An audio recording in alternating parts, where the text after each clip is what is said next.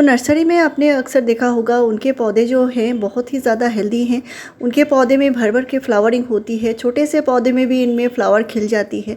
तो आज कुछ ऐसा ही कुछ खाद के बारे में बताऊंगी जिनका रिज़ल्ट बहुत ही जल्दी से होता है और इस बरसात में आप इनको इस्तेमाल कर पाएंगे।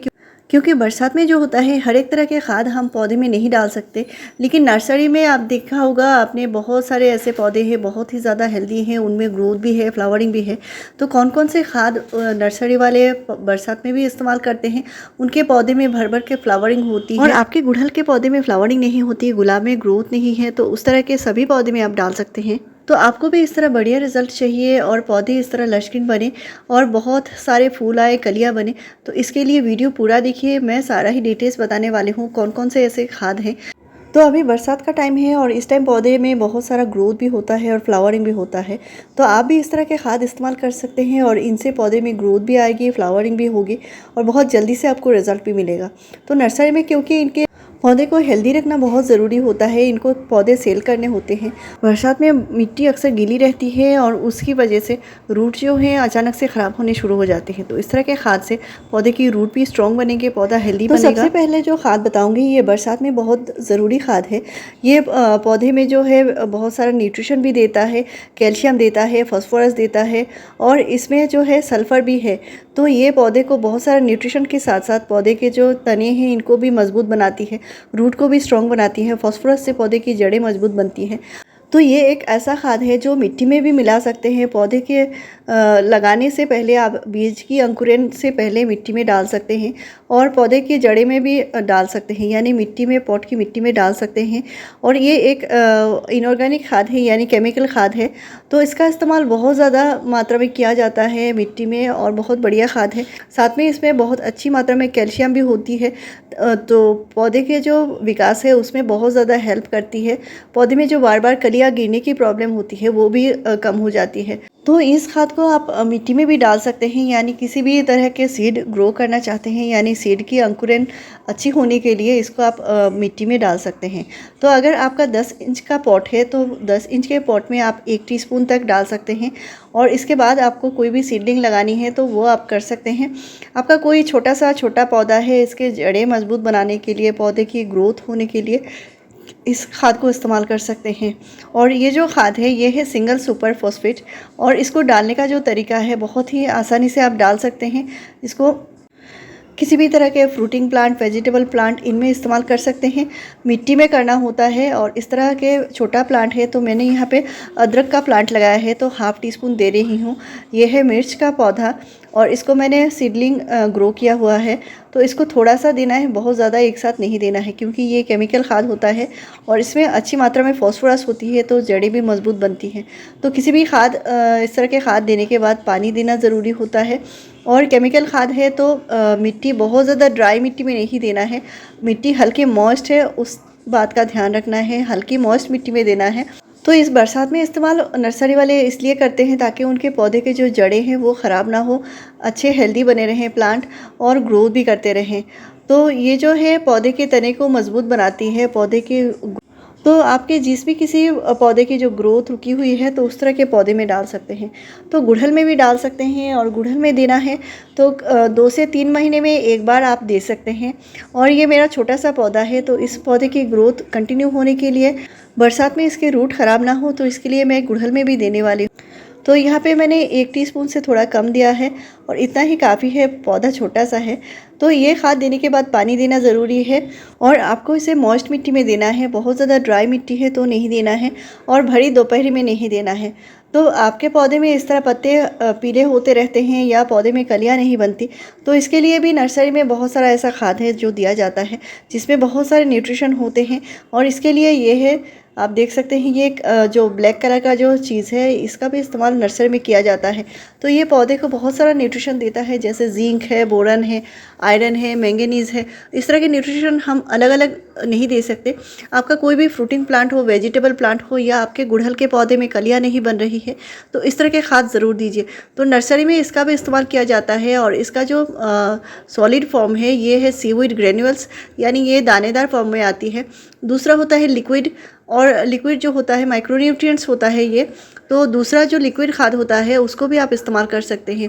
जैसे 1 लीटर पानी में 1 ml देना है। कोई भी आप इस्तेमाल कर सकते हैं, जैसे बायोवीटा है या सागरिका है। इनका 1 ml 1 लीटर पानी में देना है और पूरे प्लांट के ऊपर स्प्रे करनी है। तो नर्सरी में आपने देखा होगा पौधे जो हैं बहुत ही ज़्यादा हेल्दी होते हैं। उनके पौधे में आयरन की कमी नहीं होती या कोई भी किसी भी तरह के माइक्रो न्यूट्रिएंट्स की कमी नहीं होती, इसलिए पौधे में बहुत जल्दी से फ्लावरिंग भी होती है। तो नर्सरी में हमेशा से किया जाता है और इनका जो शेड्यूल होता है, कंटिन्यू ये शेड्यूल को मेंटेन करते हैं, जो हम अक्सर नहीं कर पाते। तो इस बात का ज़रूर ध्यान रखिए, कम से कम महीने में 1 बार आपको ज़रूर देना होगा। तो नेक्स्ट है, ये है पोटैश यानी म्यूरेट और पोटैश। तो इसका इस्तेमाल नर्सरी वाले बहुत ज़्यादा करते हैं इनके पौधे में, इसीलिए बार बार फ्लावरिंग आपको दिखाई देती है। और ये जो पोटैश होता है ये रेड पोटैश होता है। तो ये जो है आप अपने गुड़हल में, गुलाब में, हर एक पौधे में कर सकते हैं। तो मैंने ½ टीस्पून दिया है, मेरा छोटा सा पौधा है और ये जो पॉट है ये 8 इंच का पॉट है।